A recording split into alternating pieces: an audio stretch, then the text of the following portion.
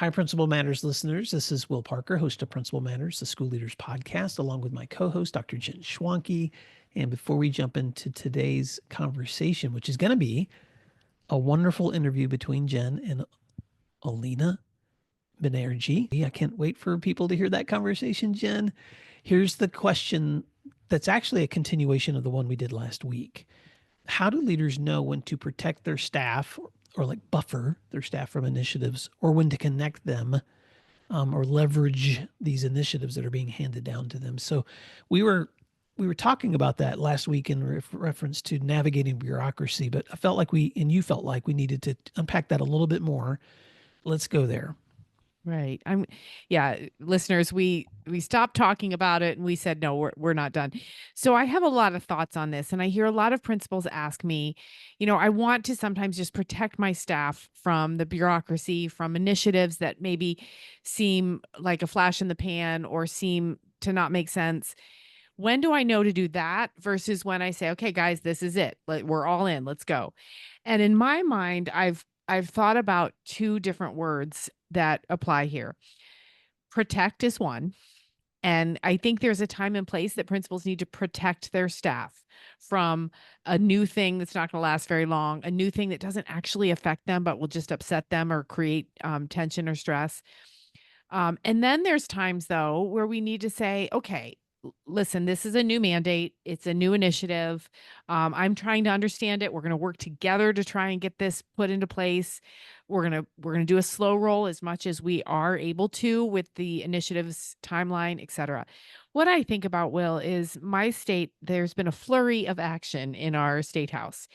And one particular bill has gone back and forth and back and forth. And then there are lawsuits, and the lawsuits are argued locally, and then they're argued in district court, and some of them may end up in the Supreme Court. And as it works its way through the courts, there are constant changes.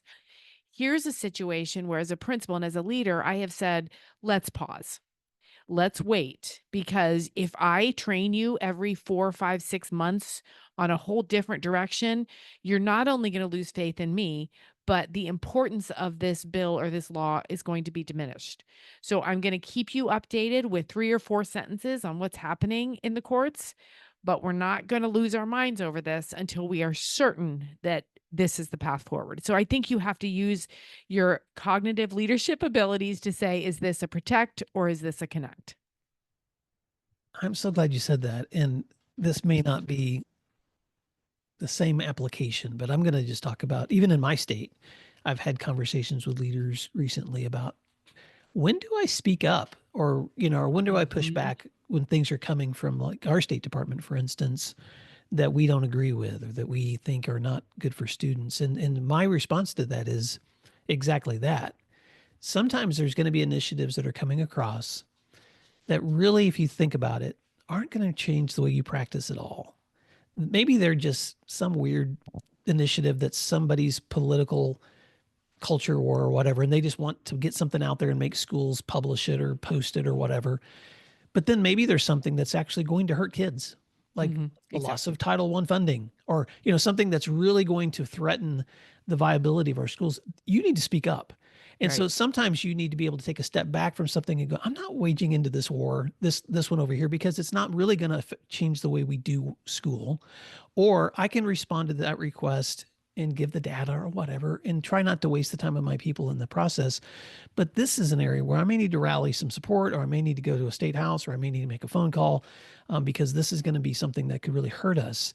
And so I know we're kind of being really broad with this too, Jen, because but that word wisdom just keeps coming back in, which is knowing when to apply the right amount of pressure to a situation to protect people, but also sometimes you need to lean into situations that are going to actually be helpful to your community, or that there's going to be a high stakes accountability connected to it if you don't. So I'm glad we stayed on that question, because I do think that fleshing that out looks different from place to place. Mhm. But I do think that leaders have, and I love the words that you used. When do you know when to buffer or protect, and then when do you want to connect, or I would say leverage, that the initiative that's coming through. Yeah, and protect from or connect to. That's really the difference, to buffer or to leverage. Well, Principal Matters listeners, as we wrap up our Q&A, if you've got questions that you want to send to Jen or me, send us an email at will@williamdparker.com, and we can always include your Q&As in the show. Jen, a lot of these questions that I'm bringing are from ones that I send out in surveys to people that are participating in training that I'm doing. So we'd love to hear yours. But as we step into today's conversation with Olina Banerji, I'm so excited for listeners to hear that. But Jen, how can people stay connected with you and your resources? Yep, they can find me at jenschwanke.com or shoot me an email at jen@jenschwanke.com. And listeners, you can always find our information and resources and today's post at our website at williamdparker.com. And until next time, thanks for doing what matters, and we hope you enjoyed today's show. Principal Matters Podcast, episode 427. Hello, Principal Matters podcast listeners. This is Dr. Jen Schwanke here talking with you again today, and I have a different type of guest today. Not that she is different, but that her role itself is different. So my friend Olina, who I met at an ASCD conference not long ago, is here. She is a reporter for Education Week, and I know many of our listeners are subscribers and really keep close ties to Education Week when they, as a way to keep up with what's going on in education. So, Olina, hi. Hi, thank you for having me. I'm very excited, and principals are my beat and my bread and butter. So great to be speaking with them via your podcast. I love it. Principal Matters podcast listeners, have you ever heard someone say principals are my beat and my bread and butter? So there you go. This is your person. And she brings such good insight too. So I'm really looking forward to this unique conversation. And Olina, we met because last spring, I believe it was in Nashville, we were at an NASSP conference, actually. I think earlier I said ASCD, but Yes, you're right. It was an SSP conference. Yeah. okay, so we were there and I was presenting, and you and I kind of had a little impromptu meeting outside of the room where I was presenting, and we ended up talking quite in depth about conflict in about the topic of conflict management. We had about 12 minutes, I think, and we got intense very quickly, remember? Yes. Yes. And so I said, you know, we have to continue this conversation, and why not record it for a ton of people to listen. So let's talk about you. Let's tell our listeners who you are. Talk about your journey as a reporter. And my goodness, what led you to being a reporter for Education Week in the US? Start at the beginning. All right. Well, I mean, before I start, I just wanted to say, Jen, your insights from even that sort of 12-minute chat we had was sort of great in informing my understanding of what the principal's role is. So yeah, I'm just going to put that out there. Thank you. Yeah, that was great. About me, reporters don't usually get a chance to sort of reflect on their journey all that much. And when you sent me the questions, I did go back and started thinking about my career. So I started off in India about 12 years ago. I started as a reporter for a women's magazine in a national, as part of a national newsroom called India Today. And I worked with these 5 really dynamic young women to put together this monthly magazine. And we used to write about workplace issues, women's health, just everything that would concern a working professional. And I learned a lot through that process because it was the first time I was handling a product. It was the first time I knew how to think about an audience and write for them. So it was a really great kind of grounding to journalism. And of course, things have changed a lot. We used to write in print. So things have changed a lot once things moved to a digital medium. But I took a little bit of a detour after that. I worked in the nonprofit space for the next 6 years, where I helped social entrepreneurs develop their ideas. And through that, I think I came in touch with a lot of people who are working for the youth in our country. So India is a very young country, and there's a lot of passion and a lot of innovation amongst young people, but they always don't have the opportunity to explore it. So education, of course, plays a huge role in that. Not just education, but also ways that you can put your ideas onto a big scale. And a lot of young people have, ideas, but they often don't have the training to do that. So that's what got me interested in trying to tap the potential of young people. And in my next job, when I got an opportunity to write again, I focused on sort of how young people could be helped at the intersection of education and technology. So my journey kind of changed again about 6 years ago when I started writing for a digital newsroom called the Ken, and I wrote a lot about edtech and how that was influencing the way classrooms were being developed, influencing the way education, the business of education was changing. And that really kind of gave me a grounding on what sort of are the critical issues in educating our young people. And those don't really change. I think that the context change when you move countries, but the fundamental issues of learning loss, the fundamental issues um, of safety and security while you learn, or the issues of really opportunities in this digital age, they don't change. So when I moved to the US about 3 years ago, I wanted to write for a newsroom where all of these different interests would kind of intersect and give me an opportunity to explore the US through sort of a journalistic lens, which I got with Education Week. So I've been here about a year now. It'll be a year in October, in November. And I have been focused on a really interesting part, I think, of education, which is principals, because they are in this interesting kind of fulcrum position in the whole system of education, and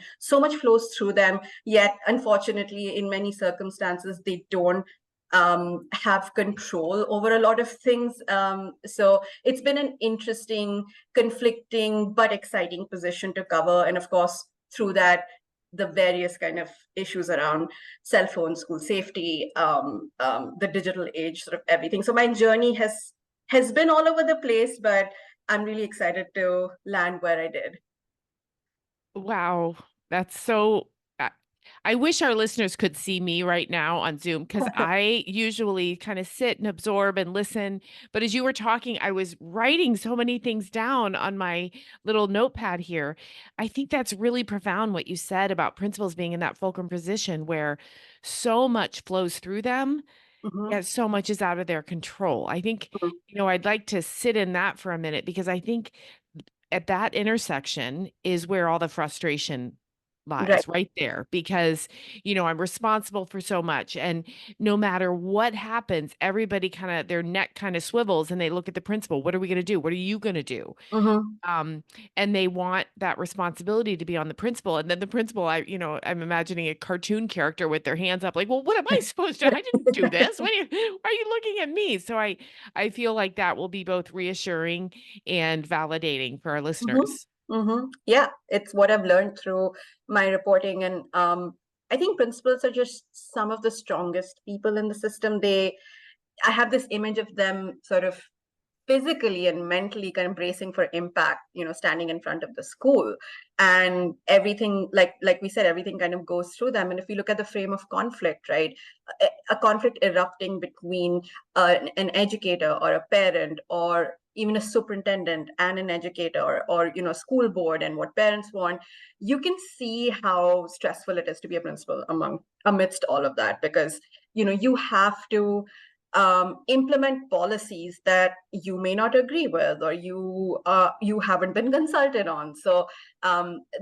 there's so many principals that I talked to who said, well, we had to come into work during COVID when our colleagues didn't, and what did that mean for us and our families and our health? But you just have to do it because it's your job. And this isn't to minimize sort of any other critical role in the education system, but I just think principals are kind of uniquely positioned because yeah, because they are the leader within that sort of school as a city complex. Right. Well, and I think about we're already off track on our questions, by the way. We'll get back. We'll get back. I'm thinking about the emotional and mental load of that work, which Mhm. is to be, I always say to principals this phrase, when the principal has a cold, the whole school has a cold. Everybody kind of looks to the principal. How are we feeling? How are we going to proceed? What's going on here? And so the principal has that mental load as well Right. as the professional load, so to speak. Mhm. And many principals I present all over the place, and principals, always joke that when they go home at night, the last thing they want to do is make a decision like that. It doesn't even like, where are we getting pizza? I don't care. I don't care. Just get the pizza, right? Because of that decision fatigue, compassion fatigue, empathy fatigue, all of those things that really point to that fulcrum that you discussed. Absolutely. Absolutely. So, I don't want to bounce all over the place, so I'm going to kind of continue with this thread. What are some of the topics that seem to resonate most with your readers? So for the listeners of your podcast too, I think it's important to make a distinction between sort of the majority of our readers and then what the different audiences are, right? So a majority of our readers are teachers, are classroom teachers. So a lot of our content is focused on what would be top of mind for them. But of course, issues in education aren't siloed, right? What impacts the teacher also impacts the principal, also impacts the superintendent. So our next biggest readership is our school leaders, both at the school and the district level. So some of the things that have cropped up in our reporting, at least over the last year, are people just can't get enough of stories on curriculum, right? So reading science, what to do with math, curriculum around social studies. We're in an election year, so a lot of principals and teachers are now looking for advice on how do we handle tricky political conversations. What are you allowed to say in a classroom? What are your freedoms vis-a-vis speech versus what state laws dictate? So it's I think when we look at curriculum, often people think of it from a narrow lens of, hey, what goes on in our books, but I think it impacts sort of a larger conversation on how our classrooms conducted, how do teachers conduct themselves, what should principals watch out for. So this year we're going to be focused on advice for school leaders on how to navigate this tricky kind of political moment that we're in. And of course, there are perennial questions about, should we follow the science of reading or should we follow another method? And those questions kind of keep circling back. So Right. I would say curriculum is definitely something that's top of mind. And I think this is fascinating because, again, the principals at that intersection of everything flows through them, they're responsible for it, yet a lot of it's out of their control. I have seen a fundamental shift in how we talk about curriculum in the past even 5 years. Mhm. And it concerns me because so much of the ambiguity about curriculum has been, air quote, I'm doing my little finger air quote, has been solved by for-profit vendors who Mhm. say to principals and leaders, I got you. Just follow what is here. I'm going to send you the digital stuff. Don't worry. And then school leaders breathe a sigh of relief because everything's covered and safe.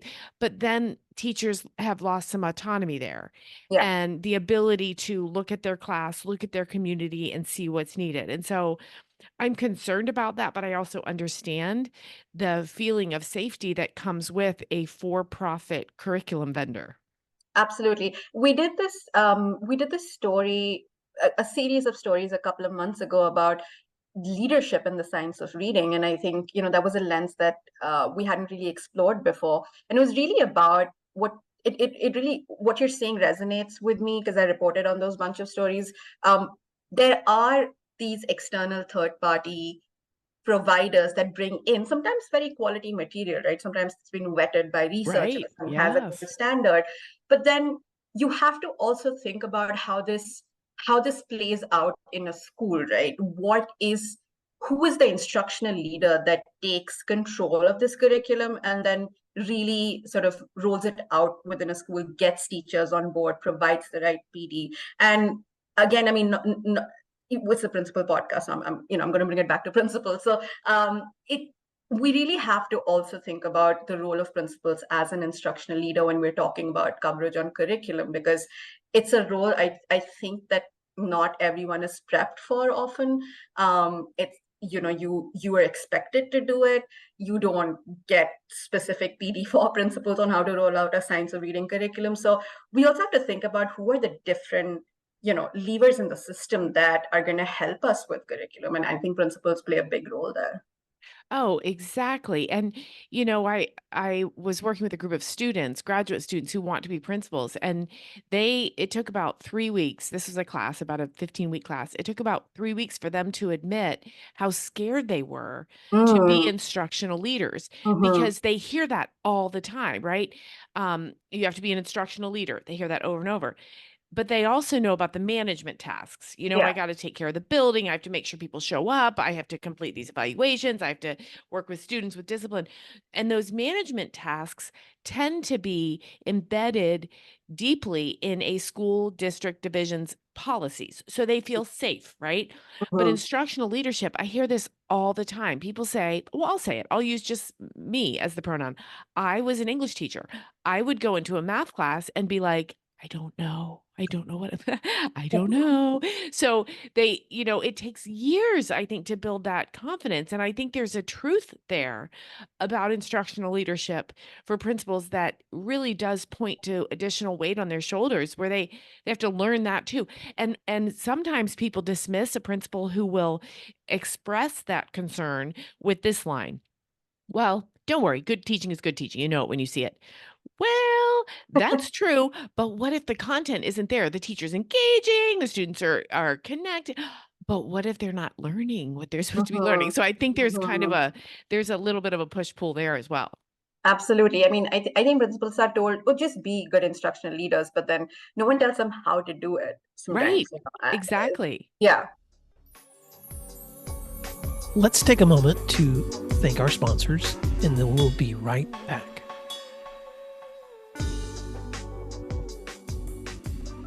Over 1 million teachers use IXL in their classrooms every day for one reason. They love it. Why? IXL is where the magic happens. With just one platform, teachers can personalize learning for every student. IXL gives teachers all the tools they need to enhance and differentiate instruction without adding work to their plates. Plus, IXL has decades of expertise and is proven to be effective. Studies on more than 70,000 schools across 45 states show that those who use IXL outperform others on state tests. Ready to bring the magic to your school? Visit ixl.com/PM to learn more. Hello, listeners of Principal Matters. Are you a school leader feeling stretched too thin, frustrated with the same old systems? Well, let's shake things up.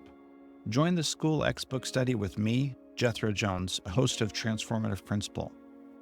This isn't just any old book study. I do things differently.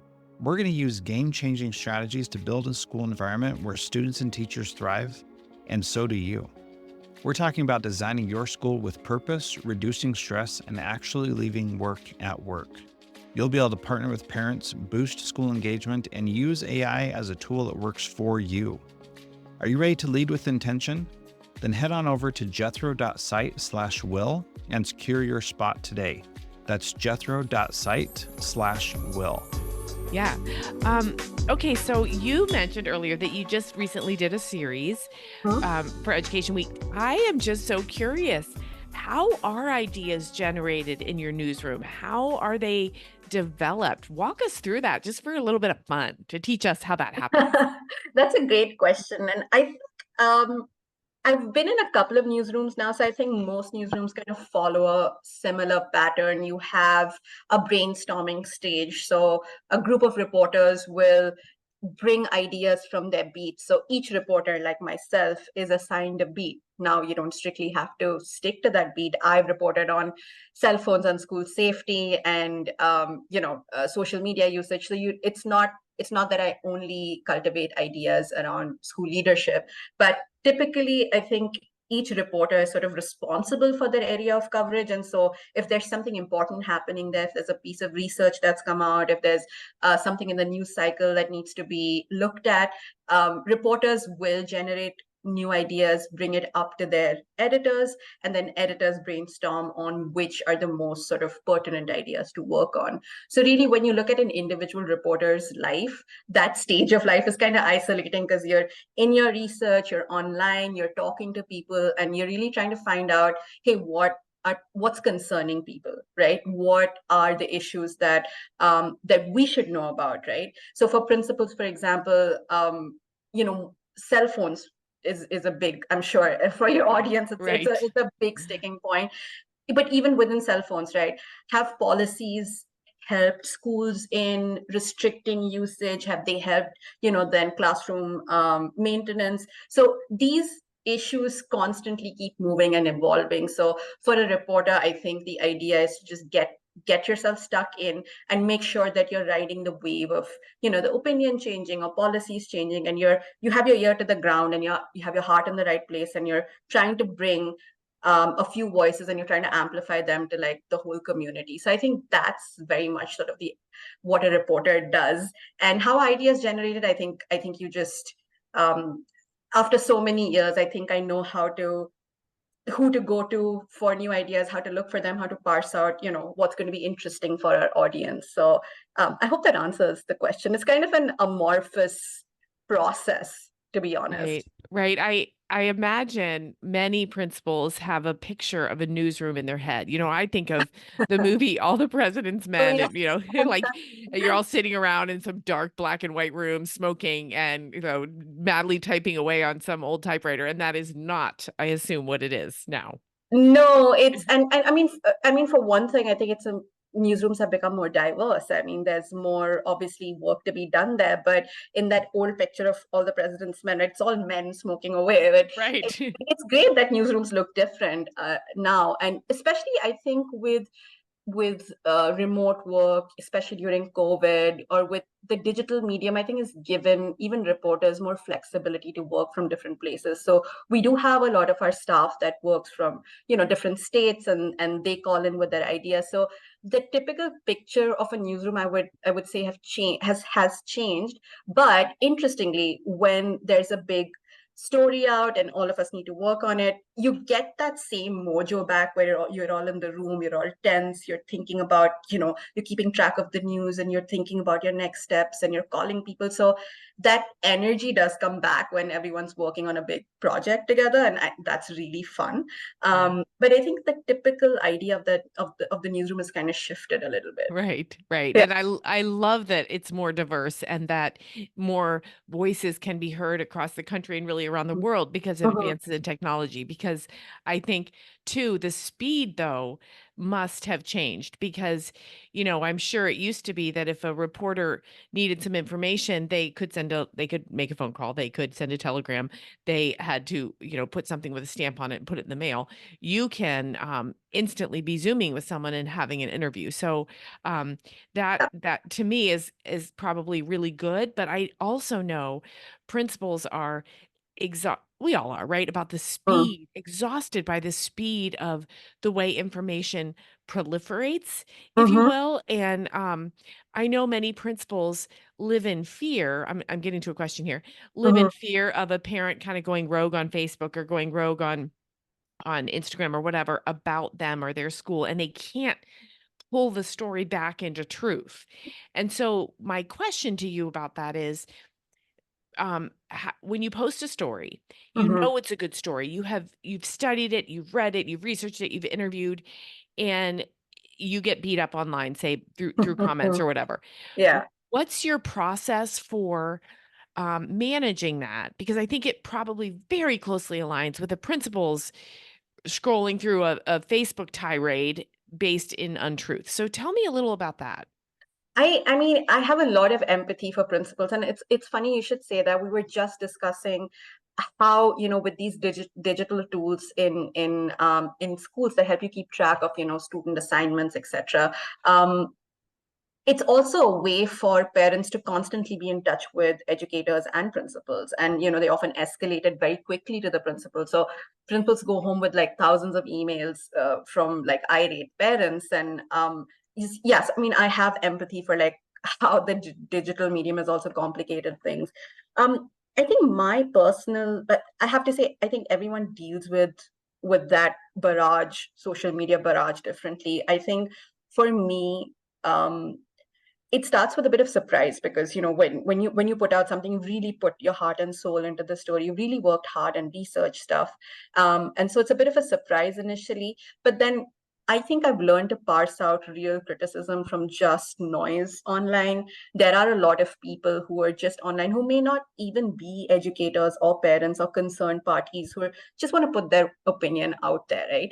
So initially, it might seem like a block of negative criticism, but then you can start to sort of parse out has someone really engaged with your story, and are they asking and critiquing you on intelligent things? Like, are they asking intelligent questions and things that you can follow up on? Or are they just criticizing you for the sake of it? And I can illustrate this with an example, right? We put out the story on science of reading, and the focus very much was on what should leadership do. And one of the things that came out as a big strategy was, oh, leaders should do these walkthroughs, right? And we did a lot of research on what good walkthroughs are, and what do leaders like doing, and what do they like seeing on these walkthroughs, or what's the experience of them. And we put out a story around that, and I got a ton of comments on that story, not from principals but from teachers, saying, hey, but you didn't ask us whether we like the walkthroughs, right? And it was an obvious miss for me, and I'm going to go back and I'm going to talk about, hopefully do a story from the teacher's perspective. So I think criticism like that really helps you kind of expand your horizon. It makes you a better reporter. Well, okay, so now I'm going off track again. I also think this is just my personal opinion, so please, listeners, understand that. I think there's so many trends in education that are a bad idea, but they get such traction that principals think, well, I better be doing that, So I think principals make that exact same mistake. They say, okay, walkthroughs, that's what everybody's doing. I'm going to start doing walkthroughs. Yeah. And they too don't say to the teachers in their building, is this going to work for us? Is this what our culture needs? And I Yeah. say, I'm probably about to really offend some principals, but there was this big trend with mobile desks. Mhm. And principals, converting overhead projector carts and making mobile desks.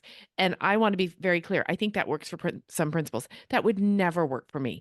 It would drain me. It would drain me emotionally. I needed to be able to go to my office, close the door for 30 minutes, Mhm. catch up on things, and then go back out.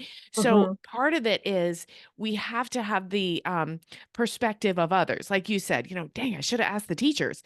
And principals, I think, sometimes should say, oh, I should ask the teachers. They also should say, I should ask myself, is this Absolutely. right? Or is this just a trend? Or did I just read a book that made something sound really, really, compelling, but it will not work here? And have the internal strength to say, I'm not going to follow that trend. Absolutely. And I think there's something connected to this, right? I do think principals, and I've spoken to like hundreds over the last year. I think there are some principals, like you said, who want to engage with people throughout the day, and it energizes them, it doesn't drain them. Whereas, there are other principals who may want that 30 minutes or 15 minutes to, scarf down your lunch. So, Right. and that's totally fine. I think principals who have a modicum of success with certain policies know what their non-negotiables are with that policy, right? They decide that this is going to be the parameter of things. I'm making like a box with my hands, Right. but what do I put into the box, and what do I keep strictly out of the box? And if you can negotiate, if you can set those boundaries with a little room for negotiation later on, I think principals kind of do better. But I think what's also connected to this very quickly is it matters how much experience you have, I think, right? It matters how new you are. So we know that the principal turnover rate has decreased massively from like over 10 years to about 3 or 4 years. And we have a quicker rotation of people becoming principals. And I think that's a great thing for teachers to move up. But we also have to think about then what is the kind of training and support we're giving to new principals, because it's not easy for newer principals to say no to everything. You're more likely to be pliable, you're more likely to be, like you said, a little bit nervous or scared about saying no to things. Or you might think, oh, the district wants me to do this exactly this way and I must. So in the walkthrough example, it was mandated in the curriculum that they had adopted. So there wasn't a lot of room for them. So I think that's another thing, that the demographics of how quickly principal turnover is happening right now. I think that also is a critical factor here. Well, that's a whole other Yeah, podcast. That's true. Like, because my question is, where are they going? And I think I know where they're going, which is, higher among the in the leadership tiers of districts, because there's a lot of turnover at those high levels, which creates openings. absolutely. And that's a whole other topic we could dig into. And listeners, I think Olina answered the question I was going to ask her next, which is, what are some of the things you've had to learn and develop in yourself? I heard you say you've talked to hundreds and hundreds of principals. I bet you've had the best principal preparation education out there just from hearing from so many principals. And I bet it's fascinating how different people's perspectives are, right? Depending on where they are. Yeah, absolutely. It's a great idea. We should just create a book of like anecdotal evidence, because sometimes it's just so tiring to go through like mounds and mounds of data and research. And you're like, yeah, I know this, but let's just talk about practical examples. Right. But I'm making a plug for education. Right. Well, I agree. When I got my doctorate, a lot of it was based in theory, and I spent about 70% of the time saying, yeah, this won't work. There's no way. So I hear you on that one. When it comes to principal prep, I think, instructional leadership, I think, is one of the big ideas that I think most prep programs are working on. Also, this idea of supporting principals through sort of just-in-time training, right? So I think cell phones weren't a big problem maybe a decade ago, but now they are. They're very much a part of how you govern inside a school. So are principals getting specific help on digital policies, right? A lot of the times, even districts don't really know where to draw the line on usage, and principals are expected to implement this and pass down mandates. But do we really have supportive structures for principals there, right, to think about this?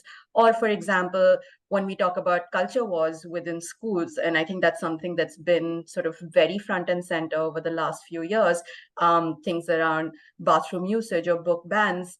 Again, these may not be persistent issues, but the fact that schools have become grounds for more political conflict, are we helping principals to navigate this part of leadership, right? So when we did the whole series on depolarizing schools and depolarizing conflict, I think one of the things that I heard constantly was principals were just like, I have to learn how to be more empathetic, or I've had to learn how to put myself in someone else's place. I've had to learn how to navigate difficult meetings. And that's not something, and correct me if I'm wrong, Jen, but that's not something that typically is part of like a principal prep packet, when you're studying to be a principal. So that's something I feel like a lot of principals right now are thinking about. Right.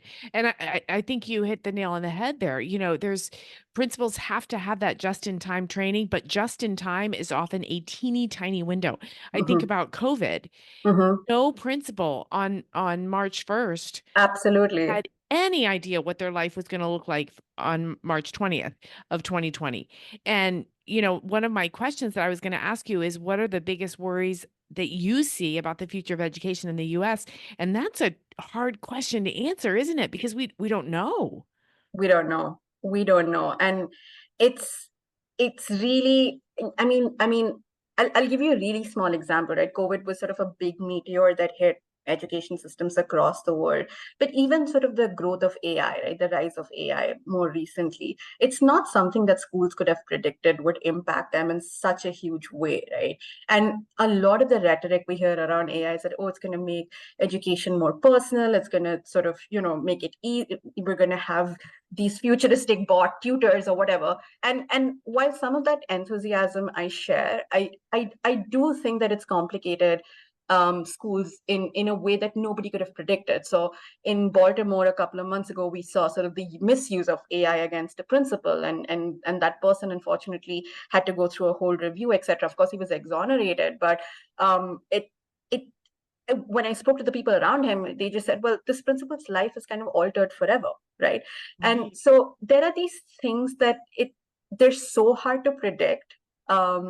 But there are some consistent problems, I guess, that we will keep coming up against. One is sort of the learning fallout from COVID. I do think states are still struggling to get up to a point where they were before the pandemic. And a lot of that critical work has to happen in schools. We did see some gains with tutoring, but I do think it has to somehow this extra help has to be, for the lack of a better word, fused into the fabric of a school, right? So to be able to kind of get up to speed with the learning loss levels. The other thing is, I just think technology is going to get more and more complicated, and we talked a whole bunch about it. But it's an unpredictable wave, and I don't think any of us are ready to deal with sort of the consequences of that. And of course, I think the third thing that I really hear, and this is completely sort of from my reporting, is principals and educators are worried about disciplinary issues, behavior challenges with kids, and they seem to be growing. So that's connected to the idea of kids not wanting to come to school, which is connected to the idea of chronic absenteeism, which is connected to the larger idea of what does school look like as we get further into the 21st century.